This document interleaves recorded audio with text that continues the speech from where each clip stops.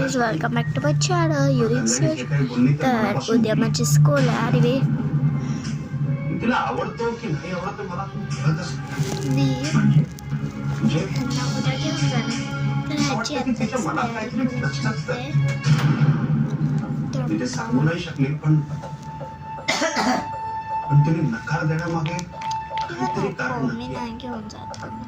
उगाच अजून आता ती टीचरची होईल. बॅग चेक करत घेऊन जाणार. मला दुःख होईल जर. त्या सोहमने सगळा तिकडे तमाशा उभा केला. इतकं दुःख होईल ना.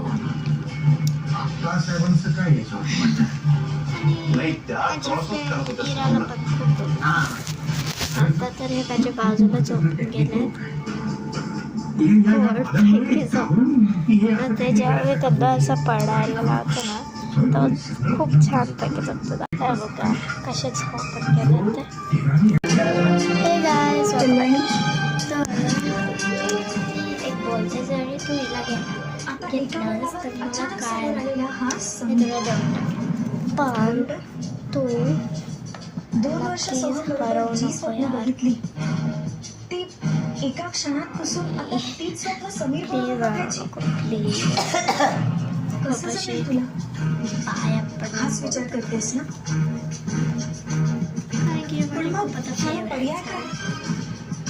स्वप्नालीच्या संसारात तुझा अडसर व्हायला लागला तर सगळंच विचित्र होऊन बसेल. सासूबाई म्हणतात ते खरे, तुझ्यामुळे का त्यांच्या संसारात विघ्न आली? ह्या सगळ्यात ते बिचाऱ्या स्वप्नालीचा काय दोष? पण मग काय करू? असाच प्रश्न पडला असेल ना? कोणाला विचारलं? कोणाचा सल्ला घेऊन? या काट्याकुट्याच्या रस्त्यातून कोण मला बाहेर काढणार? एक कोण वीक तुझा आहे आधार पण आहे? कोण? त्यांच्याबरोबर रोज मस्त असेच प्रश्न पडले ना तिला? रील्स करेल तर देऊ. हे बघ कल्याण, मी रोज एक असा फोटो आणि ह्यातून बाहेर पडण्याचा मार्ग तुला नक्की सापडेल. ड्रॉइंग तर थांबायचं.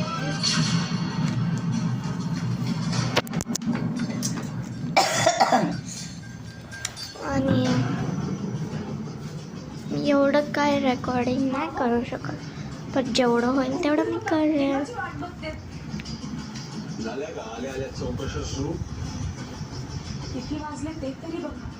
काळजी वाटते. आणि आता हे तुमचं रोजच.